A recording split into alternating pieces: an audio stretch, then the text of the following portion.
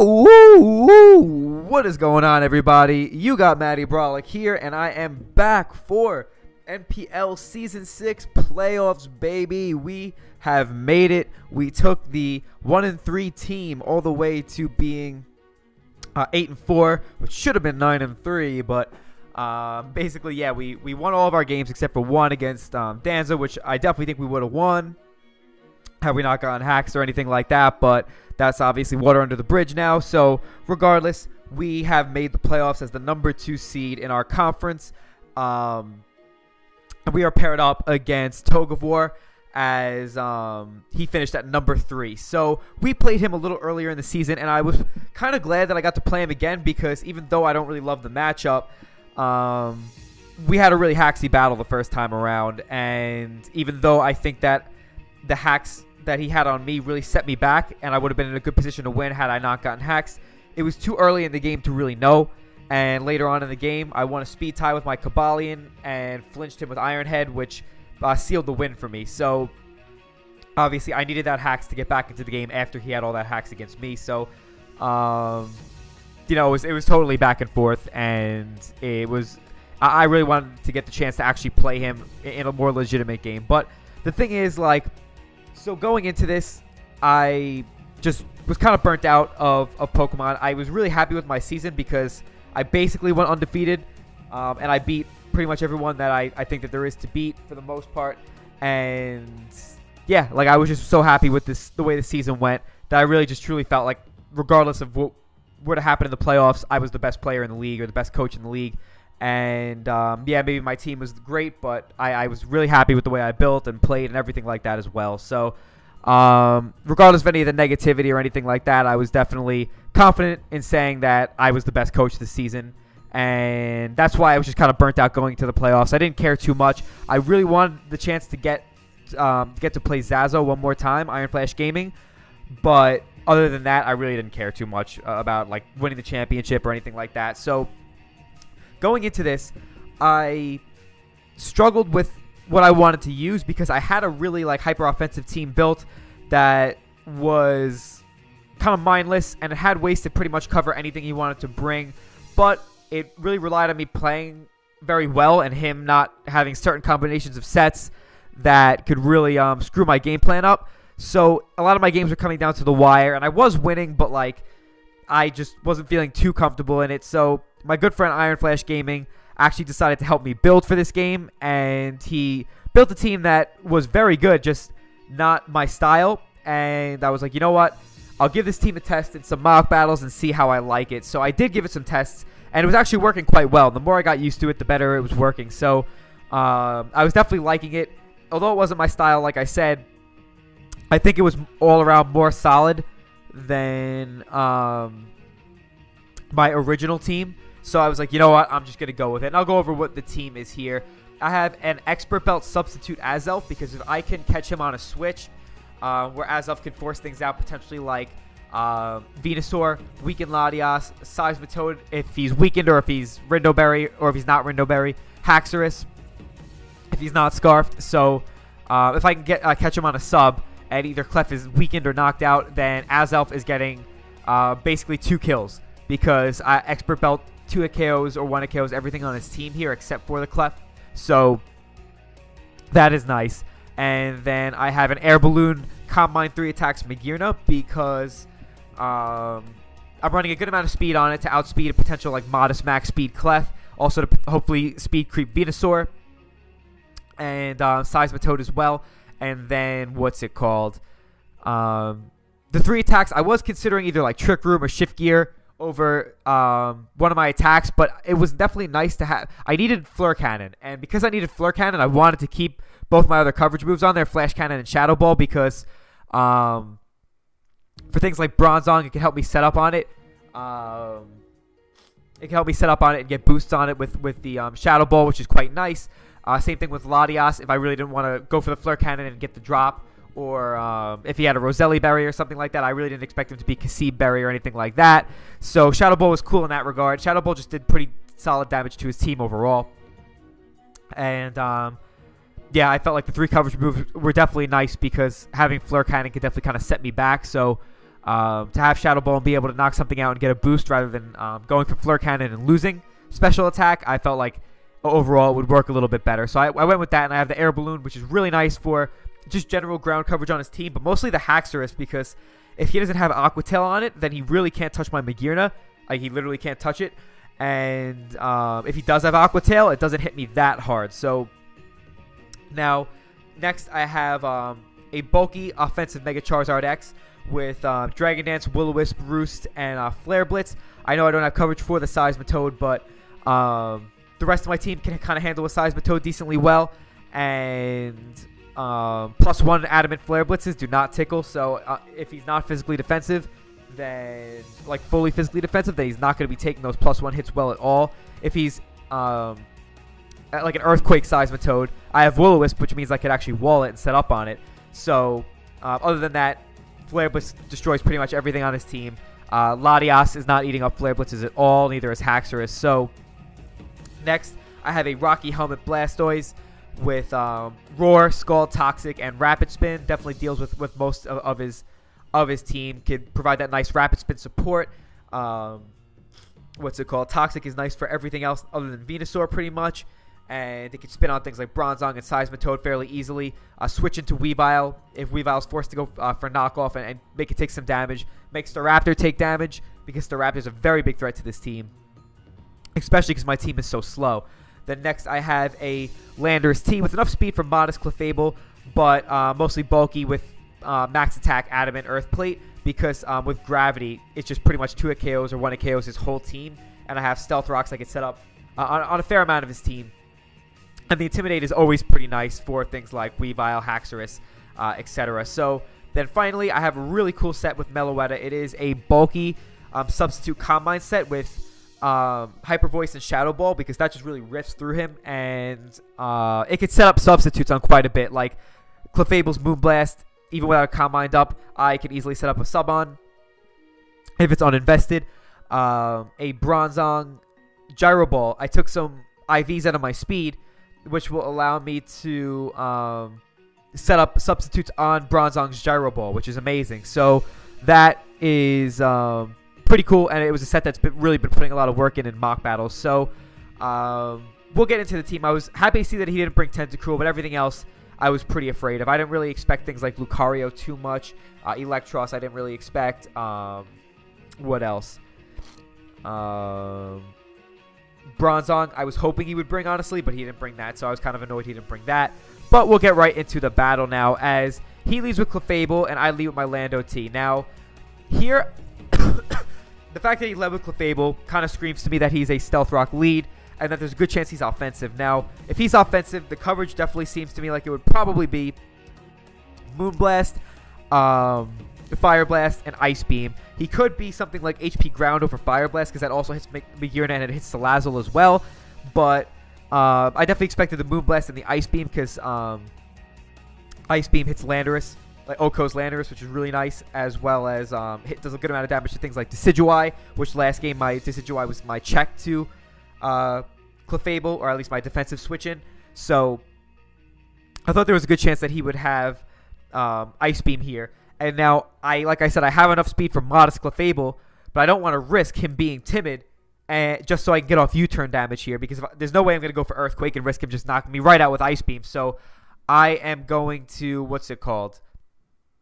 I am going to stay in here, or not stay in. I'm going to switch out here hard, because if I go U-turn just to scout the damage on the Clefable, and he knocks me out with Ice Beam because he's faster, that will not be worth it at all. So I'm just going to go right for the hard switch into my Meloetta, as he goes right for his rocks. Now, he goes for Encore, and he outspeeds me. So that tells me that he is a speedy Clefable, which means he may be able to outspeed my Landorus, which is scary. So I'm going to go for the substitute here, but because he went for the Encore there, obviously he can Encore me into substitute again. So I'm going to go right out into my Blastoise here, because I don't have good switches to this Clefable. It could have Fire Blast, and I don't want my Magearna getting to Balloon Popped, even if it doesn't have Fire Blast. So I go right into my Blastoise here, and here I go right for the Scald, just in case he switches out, and just to gauge the damage on this Clef and see what he wanted to do. But in hindsight, maybe I should have gone for the Rapid Spin and just spam that until I went down, but I figured that I could probably spin on Seismitoad later on. I could potentially spin on Clefable because I do have a good chance to live another Moonblast even after rocks.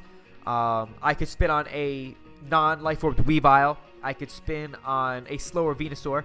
So I figured it would be, what's it called? In my best interest to just stay in and try to rapid spin here. And if he encores me, no big deal. I'll get another Scald off, which won't be such a big deal. So he does go for the Encore, as I do go for another Scald. And I do get the burn, which is good information because it tells me that he's not unaware, is that he's Magic Guard. So here I can go back into Meloetta. Not too big of a deal, so I could just click Hyper Voice, as he's going to go for the Moonblast. And he's going to go for the Moonblast one more time, as he knows I'm just going to attack here, as the Hyper Voice is enough to knock him out with my Modest Nature, nearly max special attack. So now he goes into Haxorus, and I'm just going to Hyper Voice without a doubt. There's no reason to do anything else, as that does quite a bit of damage. So now he's pretty much forced to attack. I really wanted to go into my Magearna there just to save Meloetta as a sack, but on the off chance he did go for Aqua Tail there just to prevent me from going into Balloon Magearna or to hit my Landorus. Had I wanted to switch into Lando, that would have been awful, and it really would not have been the right play. So I went with my safest play and just let Meloetta go down. So now here, I debated this for a while. I could have gone into my Magearna, but the thing is, a +1 Z-move Adamant Aqua Tail was almost a guaranteed knockout on my Magearna. So that is ridiculous. Z-moves are so busted. And there was no way I could go into Magearna and risk it because it's just way too valuable right now. As what I could do is go into Landorus, scout for the Z-move, and go into my Blastoise because it is going to be really annoying with the rocks up. But overall, Blastoise isn't doing too much here. If his Seismitoad is fast, like if it has any speed really, then it basically creeps my Blastoise because I have no speed on it. Same thing with Venusaur. I can't creep Venusaur unless he's like cursing at -1. So I figured that going into Blastoise to scout for the Z move here is definitely my best play because there's no way he's going for another Dragon Dance here.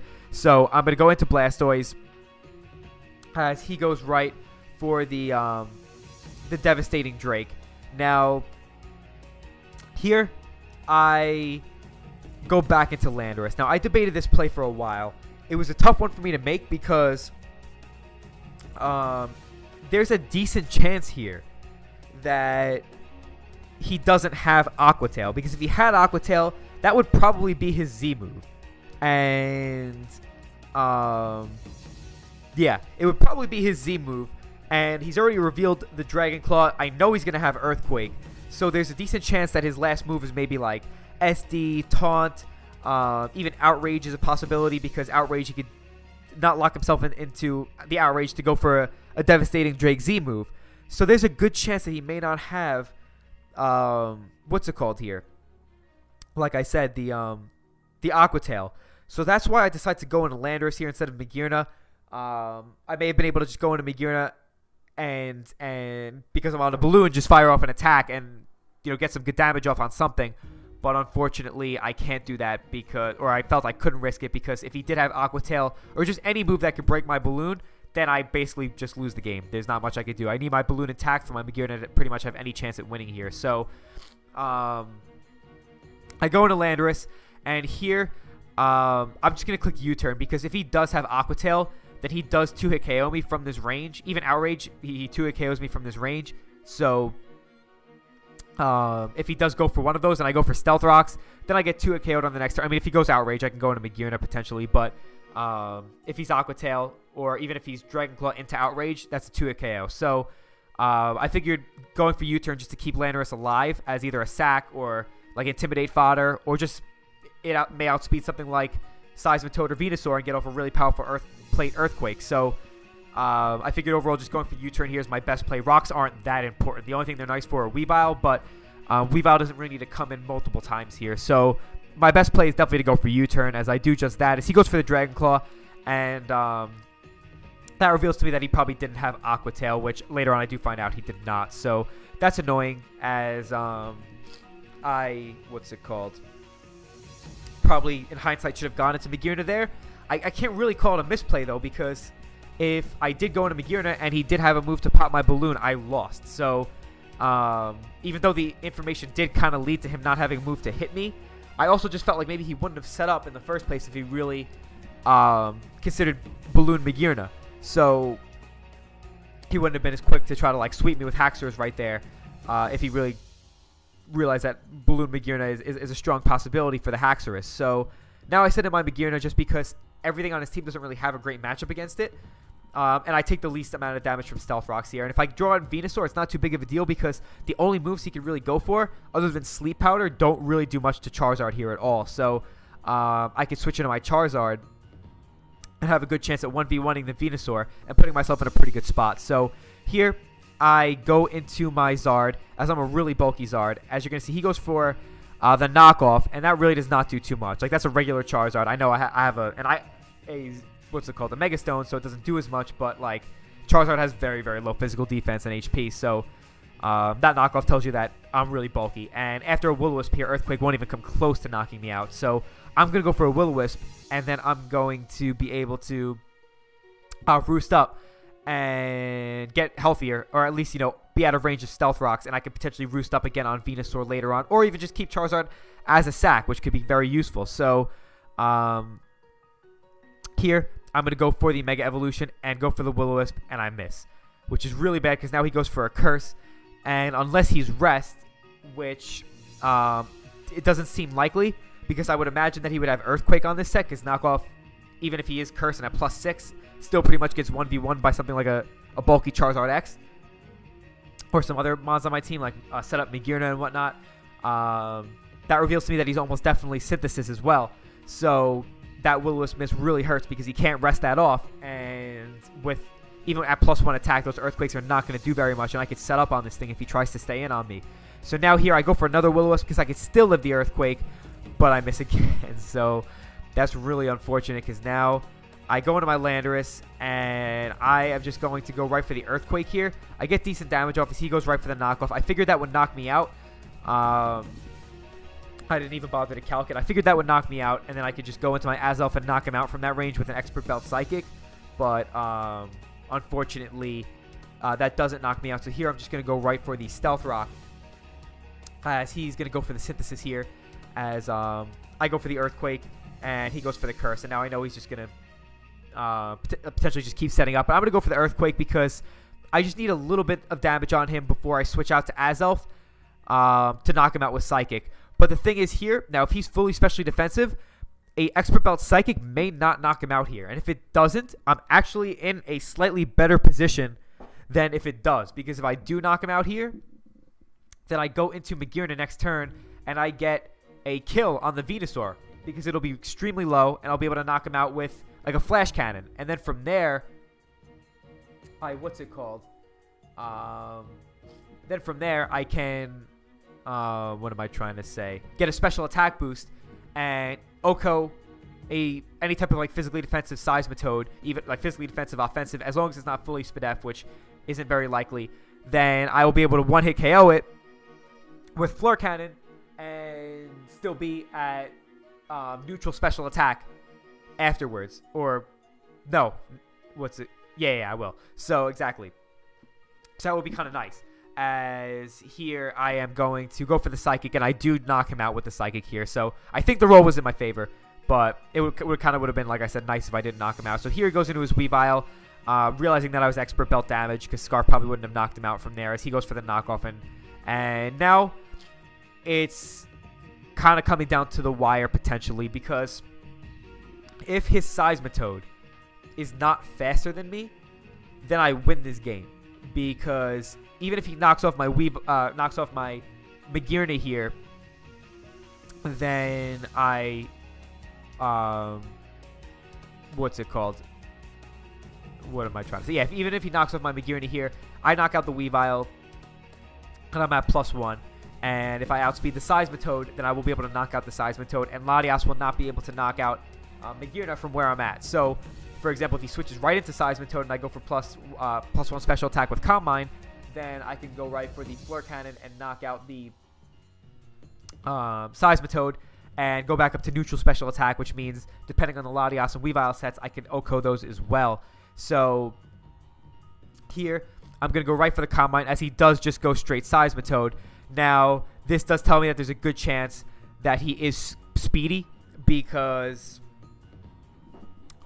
his objective here is to break my balloon. If he breaks my balloon and has either Natural Gift Ground on Weavile and or Earthquake on Latias, then he still has a pretty decent chance, or a very good chance to win this.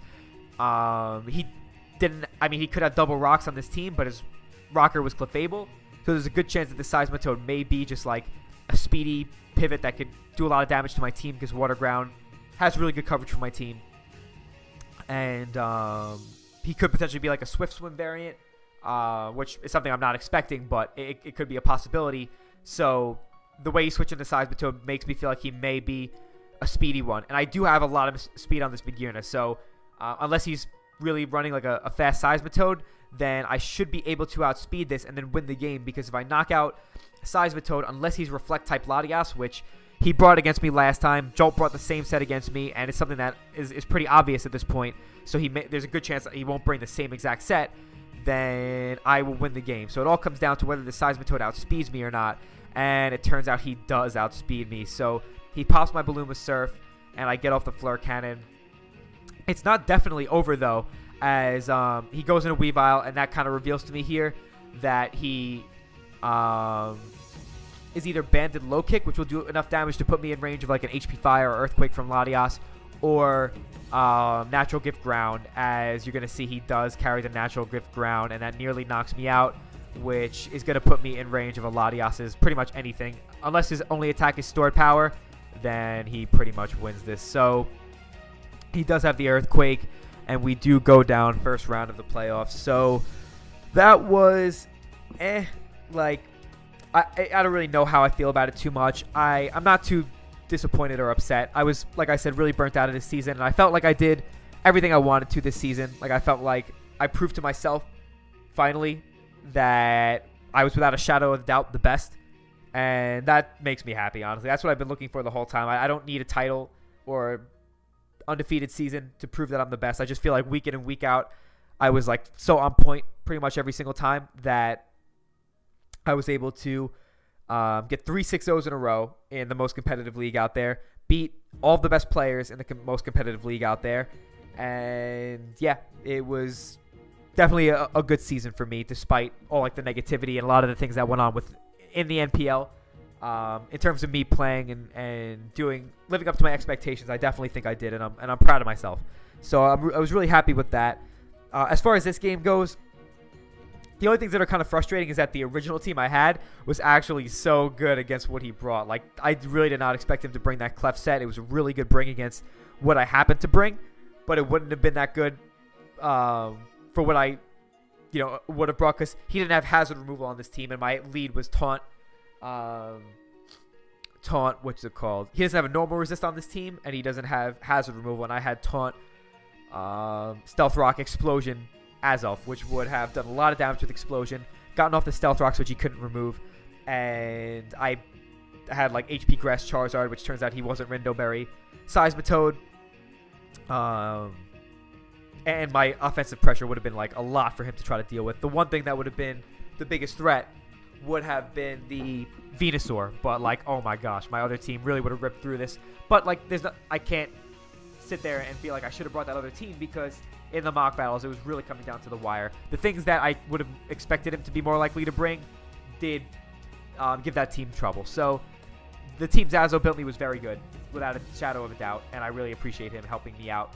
But the only unfortunate thing about it was like, the other team was better for this matchup, and the Will-O-Wisp misses at the end really kind of came to cost me, because had I gotten the burn off on the Venusaur, I would have taken like 12% from that Earthquake. Like, I would have taken like no damage, and I would have been able to roost up, and nothing on his team other than Latias potentially could have OHKO'd me from that range. The Zard was really nice for the Weavile, because the fact that I was Mega Evolved, even if I got up to what's it called,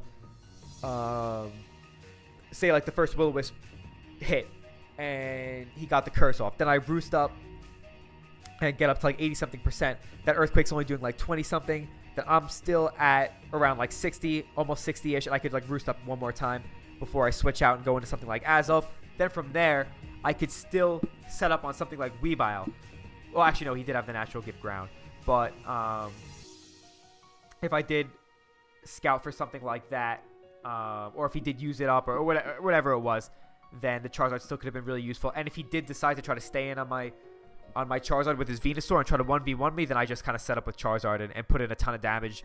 Because if I beat the Venusaur, then I just still have more Pokemon left. I have ways to play around his team a little bit better, and I think I probably would have been able to bring it back most likely. It wasn't guaranteed, but I do think that Charizard set would have put in just so much work, especially knowing what his Seismitoad set was after the game. He could not take a +1 Adamant Flare Blitz.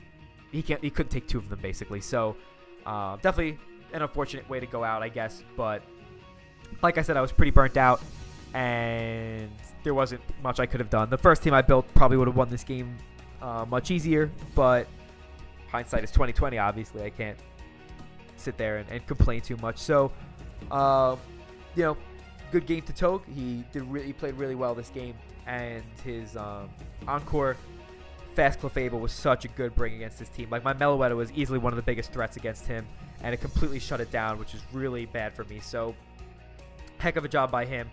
And yeah, with that being said, I hope you guys enjoyed my comeback for NPL Season 6. I know I definitely enjoyed some of the ride. Some of it was really frustrating in terms of the negativity that I was receiving from the other people in the league. And because of that, I probably won't play in the NPL next season, just to kind of get that out there now. But regardless, I did have fun with all the battles and whatnot. So I hope you guys did as well watching me. And yeah, that is basically it. Another year in the books for the St. Louis Reshirams. Maybe I'll come back with a new team name to whatever league I decide to play in, or even if it's just the tournaments like the March Madness and Summer Showdown, 'cause those I plan to always keep playing. They're really fun, and they're just one day. It's nice and easy. So with that being said, hope you guys enjoyed the video. Definitely let me know what you guys thought in the comments. Go check out the rest of the NPL playoffs, because we have had some exciting playoff games thus far. And it's the NPL. The playoffs, regardless of how hacksy they have been, could be it's still going to be hype because the competition is so high. So I'm rooting for either Sebastian, Gypsy, or Zazo to bring it home. I think one of them has or like all three of them have, at least one of them has a good chance to win. So yeah, we'll see what happens. And yeah, I'll stop rambling. So most importantly, have yourselves a fantastic day, and I'll see you all in the next one. Later.